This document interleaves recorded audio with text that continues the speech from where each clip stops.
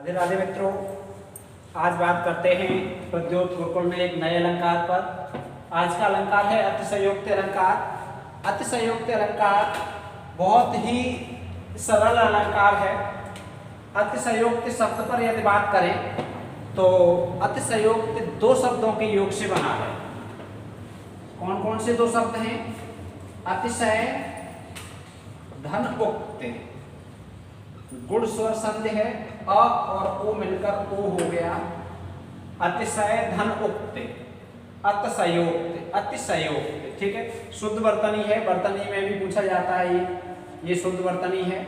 और यदि आपने ऐसा लिख दिया अतिशयोक्ति, अधिकांशतः ऐसा ही लिखते हैं, तो ये अशुद्ध वर्तनी है। वर्तनी ध्यान रखें, ये अशुद्ध है और ये शुद्ध है। अतिशय, धन उक्ति। तो अतिशयोक्ति, अतिशय का मतलब होता है बहुत अधिक, उक्ति का मतलब कथन। अतिशय का अर्थ क्या होता है? बहुत अधिक। और उक्ति का अर्थ कथन, अर्थात किसी बात को बहुत बढ़ा चढ़ाकर कहा जाए तब होता है अतिशयोक्ति अलंकार। बहुत अधिक, बहुत बढ़ा चढ़ाकर किसी बात को कहा जाए तो वहां पर क्या होता है?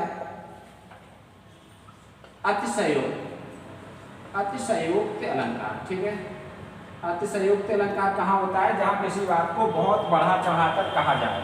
यदि परिभाषा के रूप में देखा जाए तो जहां पर लोक सीमा का अतिक्रमण करके, जहां पर लोक सीमा का मतलब जो समाज की मर्यादा है उसका अतिक्रमण करके, लोक की मर्यादा, लोक मर्यादा का अतिक्रमण करके किसी विषय का वर्णन होता है, वहां अतिशयोक्ति अलंकार होता है। वहां पर क्या होता है? अतिशयोक्ति अलंकार।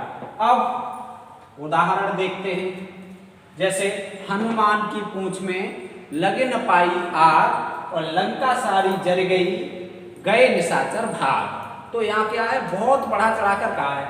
हनुमान की पूंछ में लग न पाई आग, आग पूंछ में लग भी नहीं पाई। पूंछ में तो पहले शुरुआत होती, हनुमान की पूंछ में आग नहीं लग पाई, तब तक क्या हुआ? लंका सारी जल गई और गए निशाचर भाग।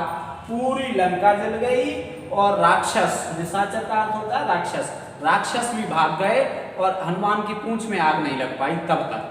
तो ये क्या है? बहुत बढ़ा चढ़ाकर कहा गया है, इसलिए यहाँ अतिशयोक्ति अलंकार है। ऐसे ही बहुत उदाहरण ये पूछे जाते हैं परीक्षा में। पड़ी अचानक नदी अपार, घोड़ा कैसे जाए पार। राणा ने सोचा इस पार, तब तक चेतक था उस पार। राणा के घोड़े का नाम था चेतक। चेतक पर जा रहा था राणा, अचानक रास्ते में एक नदी पड़ गई जो बहुत चौड़ी थी। अब सोच रहा है घोड़ा कैसे उतरे पार, अब इस नदी को घोड़ा कैसे पार उतरेगा। राणा सोच रहा है मन में कि इस नदी को घोड़ा कैसे उतर पाएगा, इस किनारे से उस किनारे पर कैसे पहुंचेगा, ये मन में सोच रहा। और जब तक मन में ये सोचा तब तक चेतक उस पार हो गया। मन में ये सोचा कि घोड़ा इसे कैसे पार कर पाएगा, तब तक घोड़ा उस पार पर पहुंच गया। तो ये क्या है? बढ़ा चढ़ाकर वर्णन है।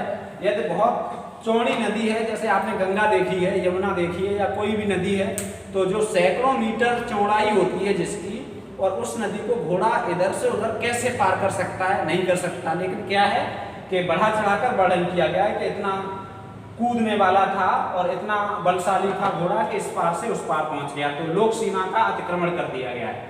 ठीक है, रोया था, इतना रोया था मैं उस दिन, ताल तलैया सब भर डाले।